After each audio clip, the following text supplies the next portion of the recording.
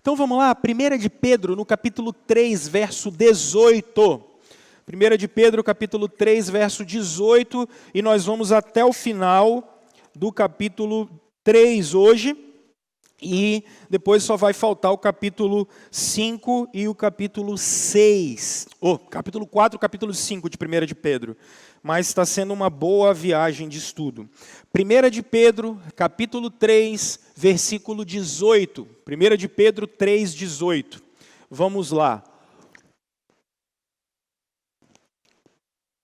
O texto bíblico diz: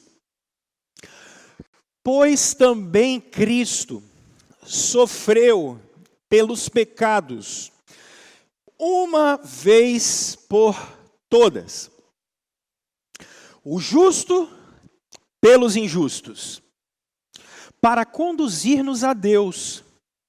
Ele foi morto no corpo, mas vivificado pelo Espírito.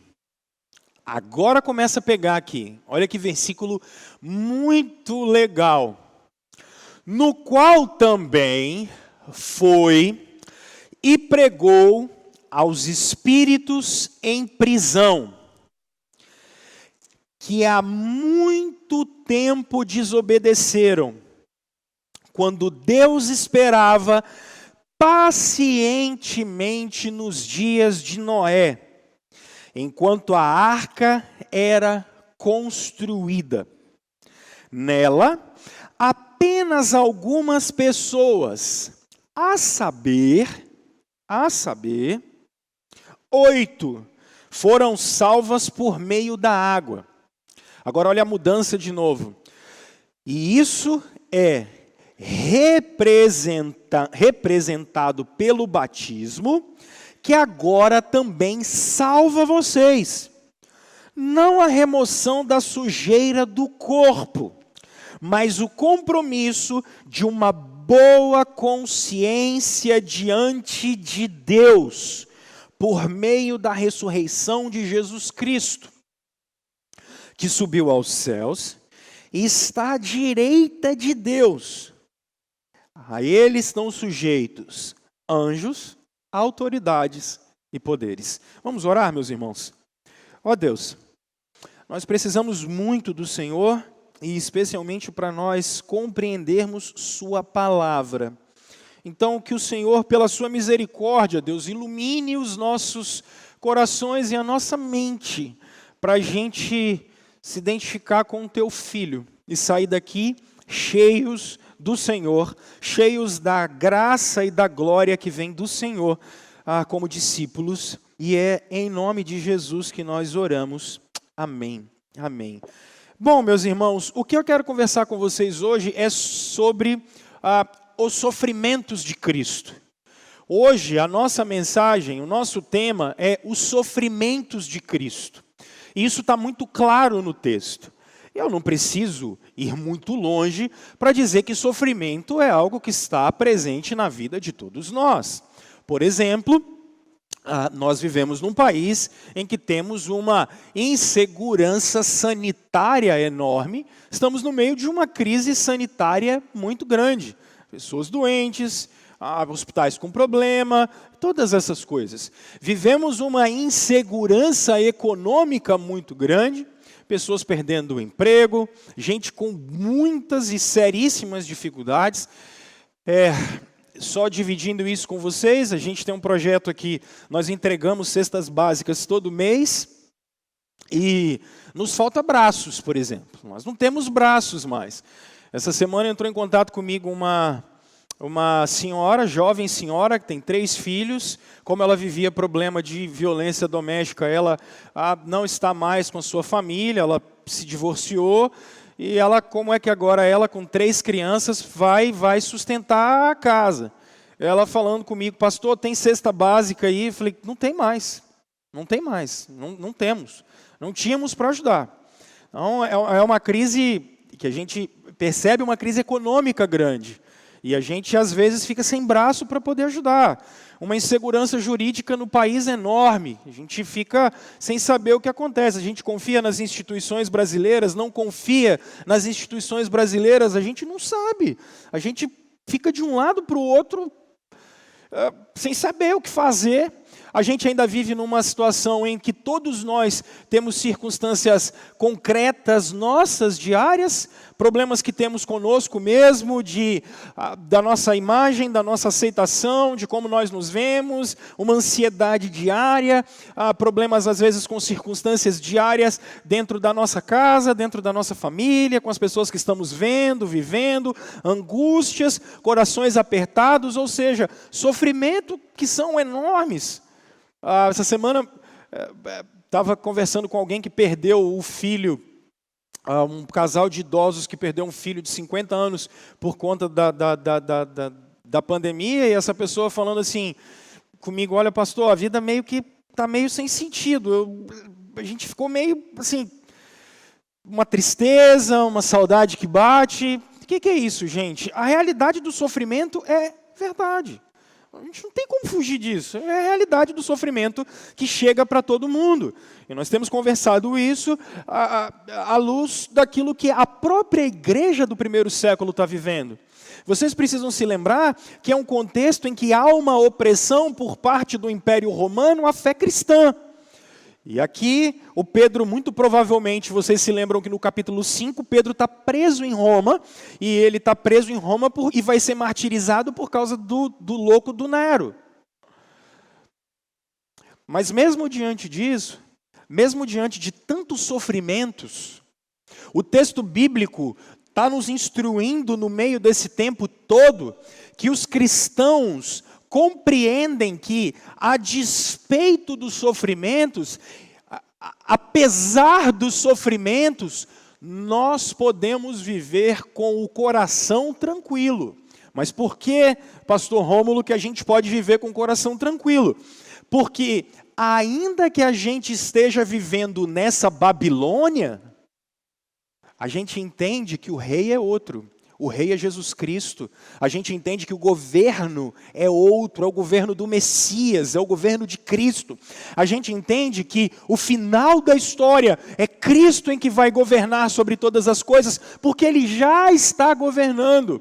Então, no capítulo 2 e 3, o Pedro está fazendo um esforço enorme para dizer: sejam submissos às autoridades, sejam submissos uns aos outros, maridos sejam submissos às vossas mulheres, mulheres sejam submissos aos maridos de vocês. E ele vai terminar o capítulo 3 dizendo: vocês passarão por sofrimento se vocês fizerem o bem, e isso é bom. Mas agora ele vai mudar o tom, porque ele vai dizer o seguinte: ao contrário da nossa cultura e do mundo que quer fugir do sofrimento o tempo todo, percebam, estou com dor de cabeça, qual é a primeira coisa que eu faço? Eu tomo um analgésico.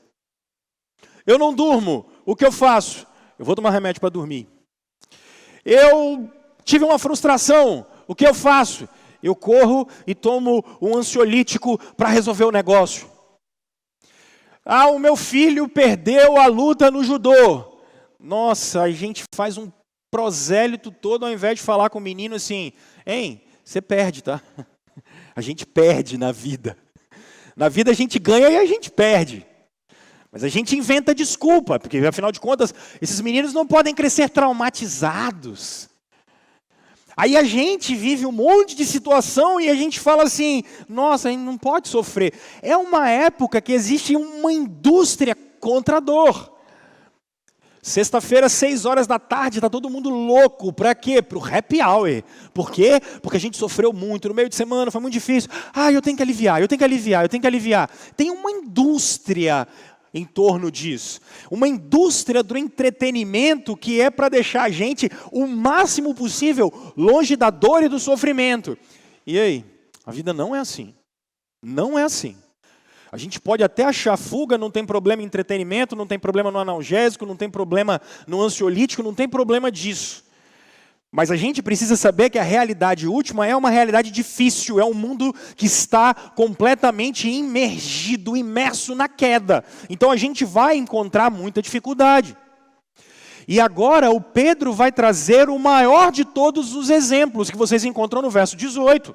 Quando Pedro está dizendo assim: ei, Cristo também sofreu.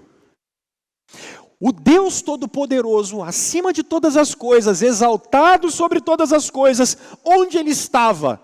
Na cruz. Aonde Ele estava? Sofrendo um martírio. Aonde Ele estava? Apanhando de soldados romanos, sendo tentado por Satanás no deserto. Ele também sofreu. E é isso que o Pedro está dizendo. Pedro está trazendo Jesus, o Deus Todo-Poderoso, como o maior paradigma de sofrimento.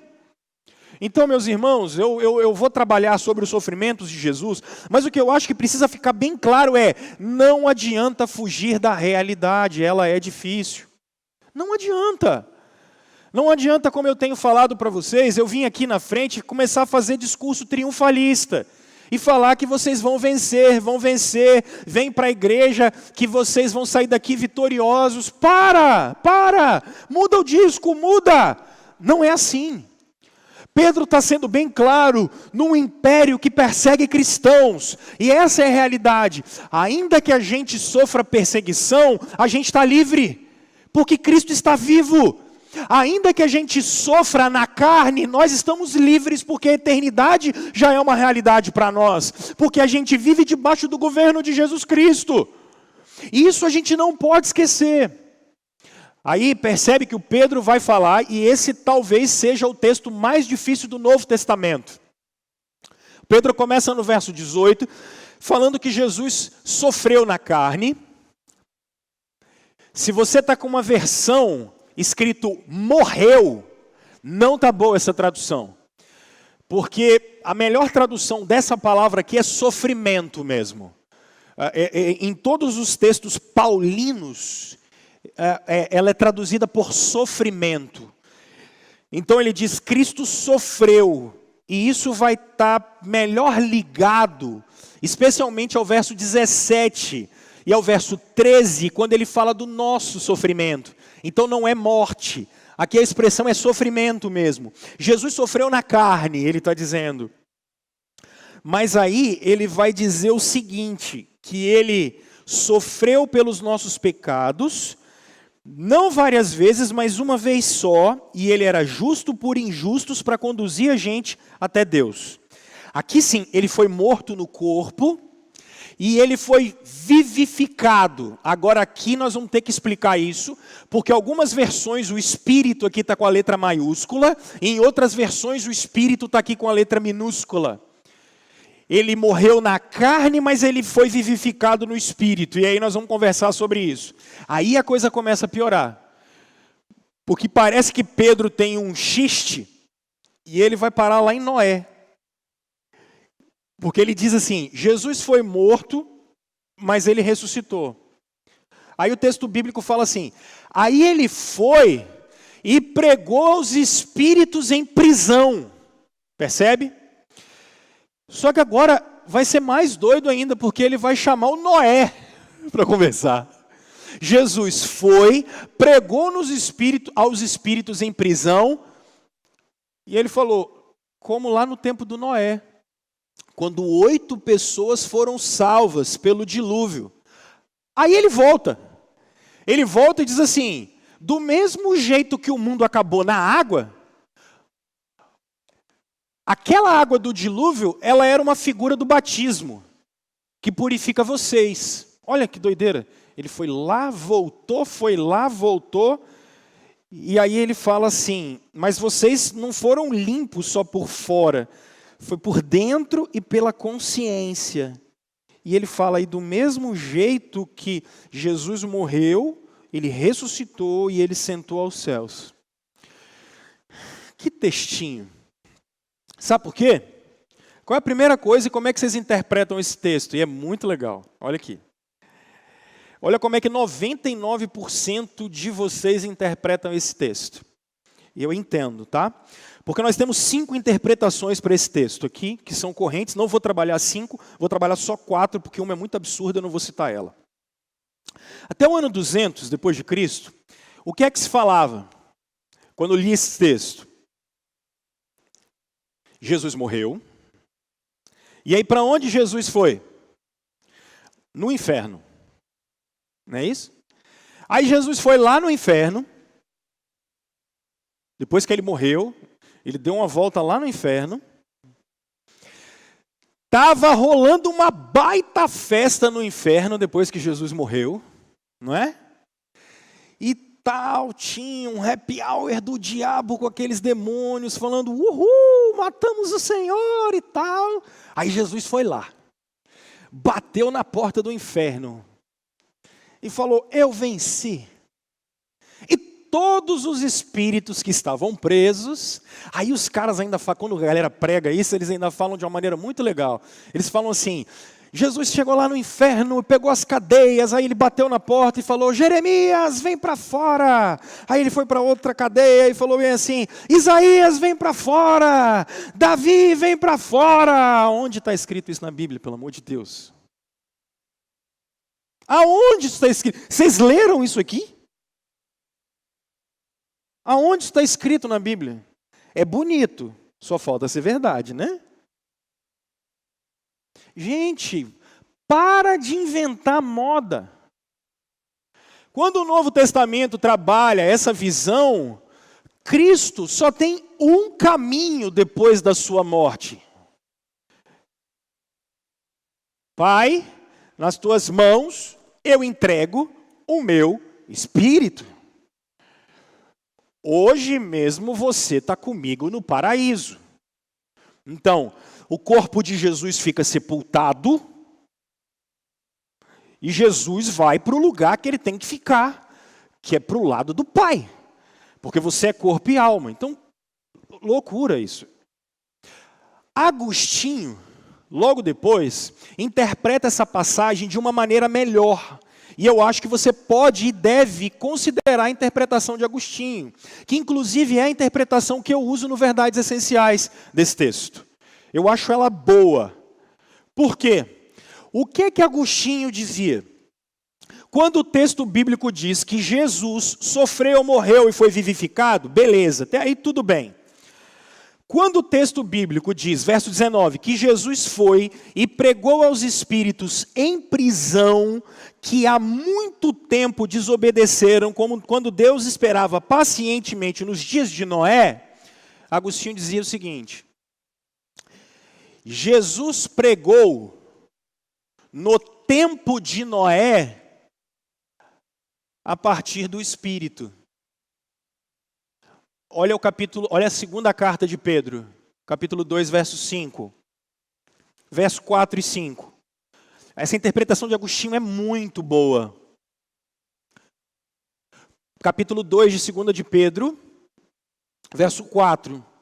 Pois Deus não poupou os anjos que pecaram, mas os lançou no inferno, prendendo-os em abismos tenebrosos, a fim de serem reservados para o juízo. Verso 5, ele não poupou o mundo antigo quando trouxe o dilúvio sobre aquele povo ímpio. Mas olha só, mas preservou Noé, pregador da justiça, e mais 7 pessoas. É uma boa interpretação. Ou seja, Jesus pregava no Antigo Testamento a partir do Espírito na vida de Noé. Isso é interessante. Até no século VI, quando o catolicismo romano começou a dar uma outra interpretação, dizendo que Jesus, o que aconteceu? Jesus morreu, aí Jesus foi lá no limbo e no purgatório, e ele tirou todas as almas que estavam presas no purgatório e no limbo e levou essa galera para o céu. Isso foi muito corrente. Muito corrente. Não dá para acreditar nisso. Porque não tem base bíblica nenhuma para purgatório, muito menos limbo. Almas que ficaram perdidas, não dá. Mas tem uma outra interpretação que é boa também, e você pode, que ela é do século XVIII para cá. Esse Espírito que vivificou Jesus não é o Espírito Santo. O que o texto quer dizer? Jesus foi vivificado, ou seja, ele morreu no corpo, mas ele ressuscitou. Percebe que o texto no verso 21 e 22 vai dizer que Jesus pegou e foi com a autoridade dele, o que ele fez?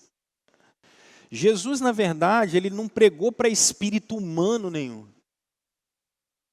Jesus, na verdade, está fazendo o que Colossenses capítulo 2 diz. Ele pegou a cara do diabo, a cara dos demônios, e ele esfregou a sua autoridade, a sua grandiosidade. Foi isso que ele fez. Eu acho boa também. Acho que a interpretação de Agostinho e essa aqui não ficam devendo. O que é importante nós entendermos aqui, meus irmãos? O que esse texto está querendo mostrar para nós? Jesus, quando morreu, seu corpo ficou sepultado. Ponto. Seu espírito volta para o Pai. Jesus, ao terceiro dia, ressuscitou dos mortos. O que ele fez nesse meio tempo? Nada. Nada. Pastor, Jesus não foi lá para o inferno pregar para ninguém? Não, gente. Não existe segunda chance. A chance da conversão é agora. Não tem alma nenhum que depois vai receber. Isso é muito comum entre nossos irmãos pentecostais, essa doutrina da segunda chance. Morreu, meu filho, não tem segunda chance. Acabou. Não tem nenhuma base para dizer que o inferno está em festa quando Cristo morre, uma vez que Satanás tenta tirar Jesus da cruz o tempo todo, porque ele sabe que se Cristo vai para a cruz, o domínio das trevas acaba. Por isso ele tenta tirar Jesus da cruz no deserto, quando ele tenta Jesus, prometendo glória, prometendo poder. Por isso que enquanto Cristo está na cruz, ele diz, desce daí, desce daí. O inferno não está em festa quando Jesus vai para a cruz, pelo contrário, o inferno sabe que a hora deles é chegada. E quando Jesus Cristo diz, está consumado, acabou. O que esse texto está dizendo, meus irmãos? Esse texto está dizendo que no período de Noé, Jesus já pregava o Evangelho. A palavra de arrependimento já era dada. Só isso. Tem nada demais. E ele usou isso a partir de pessoas, no caso, Noé, que em 120 anos construiu aquela arca. Foram 120 anos pregando arrependimento. Gente, vai descer água. Gente, Jesus, gente, Deus vai trazer o juízo. Gente, vai chegar o juízo de Deus. E não é isso que acontece hoje em dia? A gente vive dizendo, gente, Jesus vai voltar. Gente, a vida não é esse negócio que vocês estão vendo aí do lado de fora. Jesus vem, pessoal. E a galera ouve? Nada. Não ouve. E nem vive como se Jesus fosse voltar. E nem vive como se fosse encontrar com ele algum dia. É essa a natureza da passagem. E aí ele vai trabalhar o batismo. Porque do mesmo jeito que o juízo de Deus chegou com água, quando nós batizamos alguém, aquilo é sinal do juízo de Deus. Pastor, como assim? Sim, meus irmãos. O juízo que foi dado sobre Jesus. Nós fomos lavados por água. Por que fomos lavados por água? Porque o sangue de Jesus nos perdoou de todos os pecados. Por isso ele usa a expressão do batismo. E ele vai usar agora aqui, falando que isso purificou, Jesus purificou não só a nosso corpo, mas purificou a nossa consciência e o nosso coração, e ele está exaltado. É isso que esse texto quer dizer, gente. Esse texto só está querendo dizer que Jesus sofreu, mas foi exaltado. E nunca ficou sem testemunho, nem no tempo do Antigo Testamento. É só isso. Então, não invente moda, não invente doutrina. Tem umas músicas bonitas que canta, né? Que estava rolando uma festa lá no inferno e Jesus chegou e meteu o pé na porta. É bonito, só falta ser verdade. Não para. Isso não aconteceu. Você não tem base bíblica nenhuma para isso. É isso que esse texto quer dizer. Então vamos aplicar ele para nós? Uma vez explicado, o que a gente pode aprender com isso? Sobre os sofrimentos desse Jesus. Uma vez que ele sofreu e nós também sofremos. O que a gente pode aprender com isso? Meus irmãos, o primeiro motivo para o sofrimento de Jesus, percebe o verso 18 comigo? Pois também Cristo sofreu, por quê? Cristo sofreu por quê? Pelos nossos pecados. Qual é a razão do sofrimento de Jesus? Os nossos pecados. Cristo sofreu por nossos pecados. Agora olha para mim. Problema. A gente vive uma revolução psicológica. Que revolução psicológica é essa, pastor? Irmãos, não existe culpa. Vamos falar a verdade no nosso tempo. Não existe culpa. Ninguém se sente culpado por nada. A psiquiatria, a psicologia, a psicanálise, a galera trabalha isso o tempo todo. A expressão pecado não existe. Porque o que você trabalha com todo mundo? Se você chega num pedagogo do colégio, seu filho apronta, e aí como é que você trata ele? Não, é assim mesmo, está construindo. É o processo de construção dele. Moleque é um filho de Adão danado.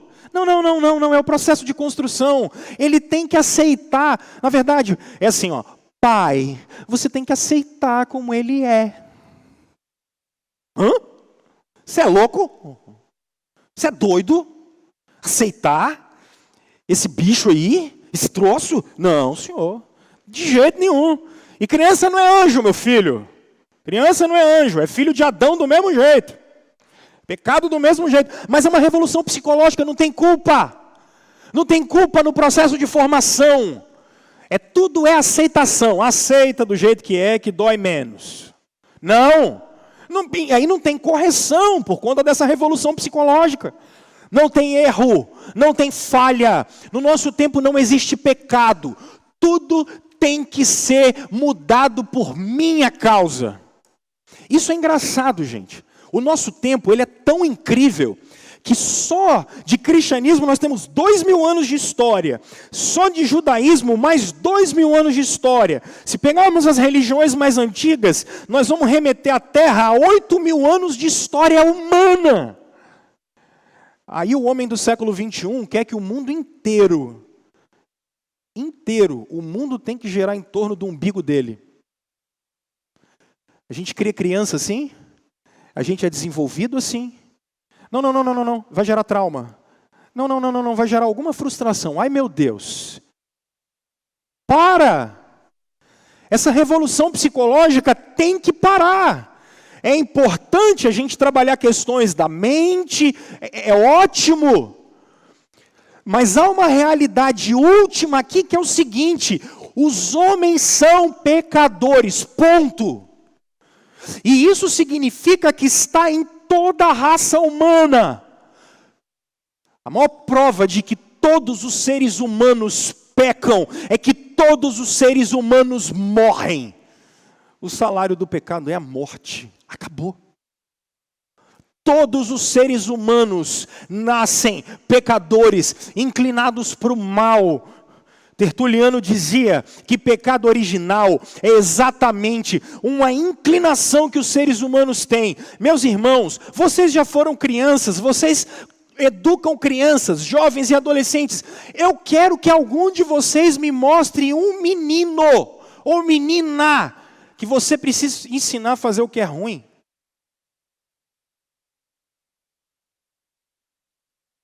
Porque a inclinação do coração, pelo amor de Deus, isso é óbvio, é a realidade. Agora, olha bem para mim, é por gente como eu e você que Jesus Cristo tem que se manifestar. O sofrimento de Jesus é para isso. Porque como é que Deus olha para o pecado? Eu vou explicar da maneira que eu já expliquei alguns anos atrás. Tá bom? Você foi lá na minha casa. Melhor, eu fui na sua casa, vai. Você foi me oferecer o quê? Ah, claro que foi um café. Então nós cheguei na sua casa, vamos tomar um café, pô. Aí, fui sair, dei ré. O que eu fiz? Bati no seu portão. Nossa, pai. Eu sei, você gosta tanto de mim que o que você vai falar? Pastor, tá bom, vai. Não precisa pagar não. O problema é que você acabou de comprar o portão, pintou, fez aquele spray e blá, e dá, não sei o quê. Aí você vai olhar para mim e falar assim, você pode chegar para mim e falar assim, pastor, então, de boa, liberado, vai lá, ó. Como é que faz assim, né? Tranquilo, pastor, tá de boa, tá liberado, pode ir embora. Mas você pode chegar para mim e falar bem assim, pastor, amanhã vão chegar 3 orçamentos lá na sua casa, tá? 3 orçamentos, só escolhe aí. Eu tenho a preferência por essa empresa. E aí, o senhor pode, manda o pessoal fazer o serviço, pode pagar em cheque 3 vezes no cartão. Tá tranquilo, tá bom? Pode fazer isso. Via de regra, como é que a gente age? Nós mandamos 3 orçamentos. Isso é fato. Quando alguém erra com a gente já manda logo os 3 orçamentos. Porque a gente quer sangue mesmo. Como é que Deus faz? Deus não deixa para lá, porque tem que consertar o portão. Diferente de mim, que não bota a janela no lugar, diferente de você, que não conserta o que está quebrado, Deus vai consertar o portão. Só que qual é a grande questão? Ele vai ficar com prejuízo. É Ele mesmo que vai pegar os 3 orçamentos e Ele mesmo é quem vai pagar. Ok? Teve um dano, teve um erro cósmico. Deus foi ofendido. Deus foi ofendido e Ele é ofendido todos os dias por mim e por você. E é por isso que o que Ele vai fazer? Deixar o portão quebrado? Não! A honra dEle, a glória dEle não é só comer um fruto. Não é isso. Porque a nossa vida diária é uma vida de ofensa ao Senhor, é uma vida de ofensa ao pobre, ao próximo. E o que Ele vai fazer? Ele mesmo vai pagar a conta. E é por isso que Ele mesmo vai consertar o portão. Como? Se tem pecado, tem morte, pessoal. Se tem pecado, tem morte. E é por isso que Jesus Cristo vai sofrer. E é por isso que o próprio Deus vai entrar na história. Ele vai pagar conta no nosso lugar. Mas Ele não vai só pagar conta no nosso lugar. Ele vai sofrer os mesmos sofrimentos que eu e você sofremos todos os dias. Ele vai saber como a gente vive todos os dias. Esses são os sofrimentos de Cristo. Para pagar os nossos pecados. Para que a gente pudesse ser perdoado. Agora, a grandeza dos sofrimentos de Cristo, elas estão lá por nossa causa. Mas olha que coisa maravilhosa. Gente, sobrou alguma coisa. Você fala assim, porque tem um monte de vocês que morrem de medo de Deus, né? Nossa, meu pai, eu pequei hoje, o que vai acontecer? Eu vou para o inferno. Ai, Jesus, perdi a salvação, meu Deus. Para com esse terrorismo evangélico. Para com esse muçulmanismo gospel. Para, homem-bomba. Salvação não se perde porque nunca se ganhou nada, vocês nunca fizeram nada. Foi o sofrimento de Jesus, para de ter medo de Deus. Não sobrou nada, porque Jesus foi ressuscitado dos mortos. Não existe culpa contra os filhos de Deus, porque Jesus Cristo pagou por todos os nossos pecados, até os que você vai cometer daqui a 10, 20, 30 anos. Meus netos, meus bisnetos, Jesus pagou todos os pecados. Esse é o sofrimento de Cristo. Jesus não estava ali dando exemplo para ninguém. Jesus estava pagando uma dívida que era nossa. Ele estava ali morrendo no nosso lugar, derramando a vida dele para que vocês e eu pudéssemos chegar até o Pai. Esse é o sofrimento de Cristo. Ele fica com a conta. Agora, se a primeira razão é para que os nossos pecados fossem perdoados, meus irmãos, o segundo é algo muito interessante. Olha o que o verso 18 diz. O justo pelos injustos. Gente, se a razão é pelos nossos pecados, a natureza é a justiça de Deus. Justo pelos injustos. Jesus Cristo não veio morrer, nem sofrer por quem estava bem. Jesus não é assim. A gente é diferente, pessoal. A gente é diferente. Qual é a nossa lógica? A gente costuma dar moral para as pessoas, a gente dá essa moralzinha para quem? Para quem a gente quer ver. A gente sempre quer ter interesse quando se relaciona com os outros, né? A gente sempre é assim. Então, a gente dá moral para quem é reconhecido. Então, chegou aqui um cara boa praça, boa pinta, ele é não sei o que aí da cidade. Aí a gente vai, separa um lugar bom para ele se sentar aqui. Você faz aniversário do seu filho, o seu aniversário, aí você convida determinada pessoa que não tem nada a ver com você, nada a ver com a sua família, mas por causa da influência, bacana, legal, vamos chamar o cara, vamos chamar aquela família é uma família influente, aí a gente vai ganhar alguma coisa com esse negócio, né? A gente vai honrar as pessoas, dificilmente a gente honra o mais simplesinho, a gente não honra o menor, a gente costuma reconhecer e honrar, via de regra, quem é o melhor, quem é o maior. Nossa, essa aqui, ela se destaca. Então quem é que a gente lembra? A gente lembra dela. No reino não é assim. No reino só tem um rei. No reino só tem um Senhor. E esse Senhor veio morrer por doentes. Esse Senhor veio morrer por pessoas adoecidas e podres por causa do pecado. Gente como eu e você. Esse rei veio entregar a vida dele exatamente por conta de pessoas que jamais chegariam até ele, mas por conta da graça dele, ele veio até nós. O justo pelos injustos. É a troca do reino de Deus. A troca do reino de Deus é, sai a gente e entra o cara que é aquele que vale alguma coisa. Às vezes as pessoas perguntam assim, essa verdade do cristianismo não vale nada. Como uma pessoa poderia morrer por todas as outras, aquelas que ele chamou? Como um só vai morrer e ressuscitar para pagar a conta de todos os outros. Sabe qual é o problema, meu querido? Esse único vale muito mais do que todos nós juntos. Esse único só vale muito mais do que toda a criação e tudo que a gente pode e vai poder produzir a vida inteira. Esse único menininho que estava lá, que cresceu na Galileia, que foi morto naquela cruz e foi ressuscitado, o nome dele é Rei dos Reis e Senhor dos Senhores. Vocês vão se encontrar com ele um dia. É o justo pelos injustos. Sai vocês e eu. E entra ele. É sobre ele. A vida é sobre ele.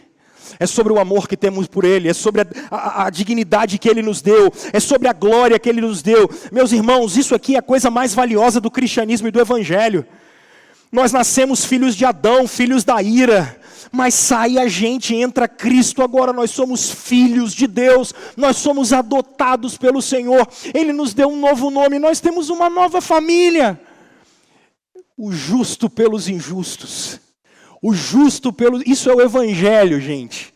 É cada gota de sangue derramada naquela cruz por mim e por você. É cada pecado sendo pago e sendo perdoado. E daqui a pouco a gente vai ver para a consciência ficar tranquila. Para a consciência ficar extremamente tranquila. Mas olha, um terceiro motivo. Se o primeiro é a razão, é o perdão do pecado. O segundo é a natureza do justo pelos injustos. O terceiro é a finalidade. A expressão usada pelo Pedro, grega aqui, é muito legal. Olha o que ele vai dizendo no verso 18. Para conduzir-nos a Deus. Tinha uma figura na antiguidade, uma espécie de mestre-sala, É uma espécie de mestre-sala. Então, vamos supor que eu fosse o rei, e então eu estou sentado no meu trono aqui. Então, como é que isso funcionava na antiguidade? Chegava alguém lá no fundo, e lá no fundo agora está o Isaac. Então, o Isaac ficava lá na porta. E eu estou sentado aqui. Aí, vamos pegar que a Iranete está subindo a escada lá, a rampa. Ela não pode entrar. Ela tinha que parar na porta. E o Isaac ia chegar e ia falar assim, Rei, a Iranete está aqui. Ela pode entrar para se apresentar até o Senhor? E aí eu diria, Isaac, pode deixar entrar. Isaac, não pode deixar entrar. Essa é a expressão que está dita aqui. Quem é Jesus? Jesus é o cara que diante da sala do rei, diante da sala do trono de Deus, ele deixa a gente entrar, mas ele não só deixa a gente entrar, ele pega na sua mão e ele traz você aos pés do rei. É isso que Jesus Cristo faz. Meus irmãos, a beleza do Evangelho, a beleza de quem é Jesus Cristo. Nós não poderíamos chegar até o Senhor. Agora olha você, dentro do seu quarto, sozinho orando. Agora é isso que você tem que mentalizar. Esquece que está subindo o pensamento, assim, isso é coisa platônica.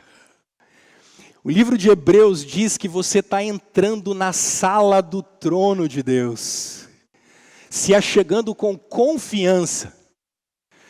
Porque quando você estava subindo ali, sabe o que o Isaac estava falando? Não era assim, hey, eu posso entrar? Não era assim não. Porque se você está subindo, você começa a ficar com um pouquinho de medo, né? Vai que eu sou aceito ou não? É mais ou menos assim, ó. Ele ia estar assim, vem, o caminho é aqui, ó. É para cá, vem, pode entrar. Isso é Jesus, pessoal. Isso é Jesus. Agora olha você orando.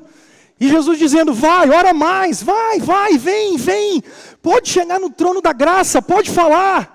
E aí é você culpado, sabe? É você culpado e com medo porque você pecou por alguma razão. E aí você começa a ficar com medo de Deus. E Jesus está dizendo, vem cara, vem que eu vou te levar. Vem que está pago, vem que está perdoado, pode entrar. Gente, olha o que é isso. Isso é declaração de paz de Deus com a gente. Isso é a declaração de Ele dizendo assim, não precisa ficar com medo, não precisa ficar com a consciência pesada. Você não tem que fazer nada, vem. Nenhuma religião tem isso, pessoal. Porque, e às vezes até nesse mundo gospel, os caras vão mandar você ficar fazendo sacrifício. Faz o sacrifício da fé, irmão. Faz o sacrifício da fé. Ou vai ter que matar animal, aplacar a ira dos deuses.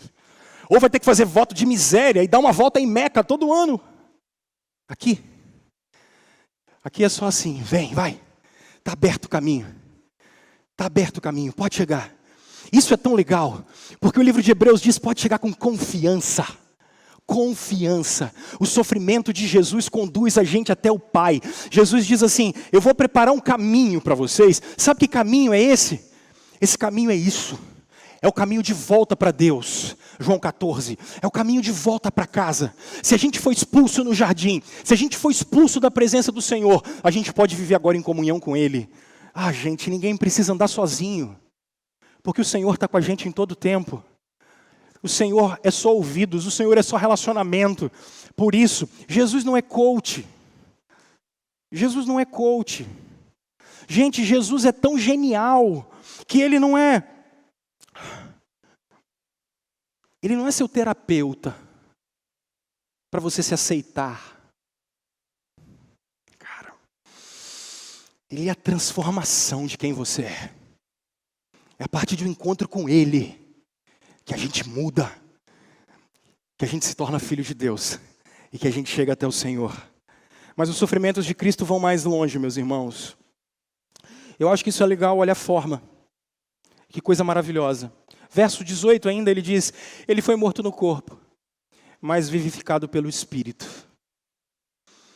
A forma. Isso aqui tem uma implicação enorme para nós.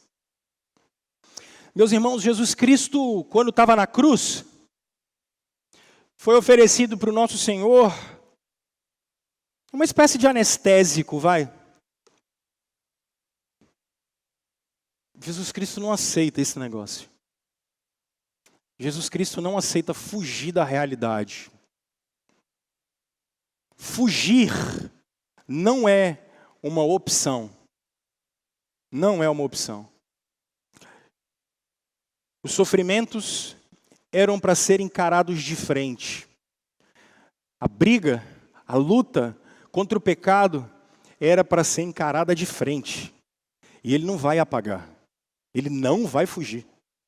Ele vai enfrentar esse negócio até o final. E Ele vai enfrentar isso até o final. E Ele vai até o final. E quando Ele for até o final, Ele é capaz de dizer que tudo foi consumado e tudo foi pronto. E tudo foi feito. E Ele não pegou atalho. Ele não fugiu. Ele sofreu na carne e foi vivificado em espírito. Meus irmãos, isso é lindo, porque às vezes nós ouvimos irmãos dizendo, isso aqui não presta para nada não, isso aqui só o que importa é a alma. A gente é mais grego e platônico do que cristão. Não, isso aqui é tão valioso que por isso aqui Cristo sofreu no corpo. Seu corpo não é um veículo da sua alma. Sua alma não está presa dentro do seu corpo. Nós não somos gregos e platônicos. O seu corpo é imagem e semelhança do Deus Criador. E o seu Cristo ressuscitou com o corpo, porque Ele sofreu no corpo. Glorifiquem Cristo no corpo. Essa implicação é genuína. Porque quando a gente se veste bem e bota perfuminho, é para glorificar Cristo no corpo. Quando vai para a academia, não é para ficar com o músculo bonitinho e ficar com os trem aqui sarado. Não, é para glorificar Jesus no corpo, porque Ele morreu no corpo. E o que vai ressuscitar é o nosso corpo, que vai se juntar à nossa alma, como foi com o nosso Cristo. Então cuidem desse negócio que está aí, porque isso é imagem do Deus Criador. Não se entregue a relações ilícitas, não entregue seu corpo à prostituição, não entregue você e não desvalorize a imagem e semelhança que está no corpo, que foi aonde Ele sofreu, que é onde a gente vive. Então santifica esse negócio, cuida desse negócio. Isso não é um veículo, não é uma prisão, isso é imagem de Deus. Ele fez a gente, soprou na gente. Meus irmãos, o cristianismo é sobre todas as coisas, materiais e imateriais. É a realidade inteira criada. Jesus é Senhor sobre tudo, inclusive sobre o meu corpo, inclusive sobre o que eu como, o que eu bebo. A forma é essa. Ele foi vivificado no Espírito. Vocês vão ressuscitar dos mortos, meus irmãos. Eu vou ressuscitar dos mortos. Mas um outro motivo, eu acho que isso é interessante, porque percebam que ele vai dizer, verso 19, ele foi aos espíritos em prisão, que eu já expliquei para vocês o que era. Deus esperava com paciência, gente. Verso 19, ele diz, enquanto a arca era construída, por 120 anos Noé pregou. Nela apenas algumas pessoas, a saber, 8 foram salvas por meio da água. E por isso é representado pelo batismo que agora também salva vocês. Os sofrimentos de Jesus, meus irmãos, eles tiveram 2 tipos de testemunho. O primeiro testemunho para anjos caídos, demônios, Satanás. E o segundo testemunho para os homens. Como assim, pastor Rômulo? Meus irmãos, quando Cristo está sofrendo, Ele está mudando completamente a lógica do mundo. A gente não pode deixar de ver isso. Cristo está mudando a lógica do mundo. A grande rebelião que acontece com os anjos caídos é exatamente porque eles tentam tirar a glória de Deus. E como é que Deus restabelece o seu governo e a sua glória? Sofrendo. A lógica é diferente. A lógica do Senhor não é a lógica do poder. A lógica do Senhor é a lógica do serviço. É a lógica do doar-se. A ética do reino é a ética do serviço voluntário. A gente se dá, a gente se doa, sem querer nada em troca. É diferente. E Jesus está esfregando isso na cara do diabo, dos demônios, e esfregando isso na cara dos homens que vivem pelo poder, que vivem pelo governo, que vivem pelo domínio, que vivem de aparência. Não havia nele beleza ou formosura nenhuma, Isaías vai dizer para nós. Mas ele esfrega isso na cara do mundo. Testemunho. O que isso significa para nós? O que nos guia, meus irmãos? A lógica de poder do mundo? De influência do mundo? ou a lógica da servidão de Jesus. Outra razão. Percebam como ele vai dizer agora sobre o batismo. E aqui, antes de vocês correrem dizendo, pastor, batismo salva? Não, meus irmãos, batismo não salva. Mas o texto está dizendo que o pessoal foi salvo. Eles foram salvos no dilúvio pela água e não pelo batismo. O batismo não salva. A doutrina católica da regeneração batismal, desculpa, não tem base bíblica nenhuma. Jogou água na cabeça de alguém e nasceu de novo? Não rola. Até porque a gente sabe que nascer de novo é uma obra do Espírito de Deus. Mas aqui tem uma coisa intrigante. Paulo vai dizer em Coríntios capítulo 10, que os hebreus foram batizados na água do mar. Quando eles passaram pelo mar, eles foram batizados lá. Agora o Pedro está dizendo para nós que no dilúvio o povo foi batizado. Por quê? Porque para Faraó, as águas do Mar Vermelho foi juízo. Eles morreram lá. Para os ímpios, para quem não crê em Jesus, as águas do batismo são juízo de Deus. Quando vocês virem alguém sendo batizado hoje, e quando vocês foram batizados, aquilo é sinal de juízo para o mundo. Por quê? Porque para os crentes, o que houve foi um lavar de pecados. Aquilo é sinônimo de que por causa da fé, e é por isso que nós somos batizados depois que cremos, porque por causa da fé fomos perdoados, e quando fomos perdoados recebemos o sinal visível da aliança, de que Ele é o nosso Deus e nós somos o seu povo, fomos lavados, e aqueles que não foram lavados passarão pelo juízo de Deus. É por isso que se você não foi batizado ainda e crê em Jesus, por favor, passe por esse meio de graça. Aqui, meus irmãos, nós aprendemos exclusivamente que o tempo está contado.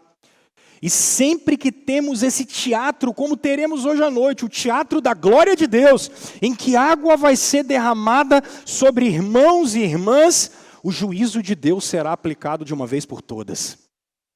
Mas não só isso. A família da aliança continua crescendo.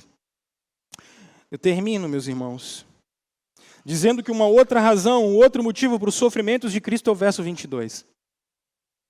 O texto bíblico diz que Jesus subiu aos céus e está à direita de Deus. E a ele estão sujeitos os anjos, autoridades e poderes. Depois do sofrimento vem a glória. Depois do sofrimento vem a glória. Onde Jesus Cristo está? Pedro diz em Atos capítulo 2 que o Senhor Jesus está exaltado à direita do Pai e Ele está colocando todo o principado e potestade, todas as coisas debaixo dos seus pés. Depois do sofrimento vem a glória. Percebam que não tem glória para Jesus antes do sofrimento. Quando Satanás oferece para ele o governo, ele diz não. Quando ele faz milagres e o povo tenta colocar ele como rei, ele foge por entre os braços do pessoal e ele não aceita se tornar rei. Porque no reino, glória vem depois do sofrimento. Quero chamar o pessoal aqui na frente. Eu quero dizer uma coisa para vocês. Meus irmãos, vocês verão a glória de Deus depois de terem sofrido no corpo, na vida. O que está preparado para nós, meus irmãos? Vida eterna. Vida eterna.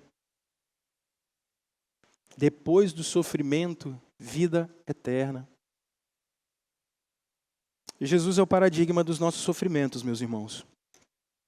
Se hoje você chega aqui culpado por causa do pecado, se você chega aqui com medo, se você chega aqui alvo de injustiças, talvez doente da alma ou doente do corpo, se você chega aqui cheio de culpa, eu queria dizer para você que Jesus sofreu por gente como eu e você. e ressuscitou por gente como eu e você. Os sofrimentos, meus irmãos, do tempo presente, não podem ser comparados com a glória que será revelada, não é a nós, em nós, em nós, em nós. Os sofrimentos de Jesus devem nos mostrar que há perdão, restauração, reconciliação, cura, nova vida, nova perspectiva. Quem anda com Cristo, quem anda debaixo de Jesus, quem é discípulo de Jesus, está sempre, meus irmãos, sempre amparado, sempre com o Senhor.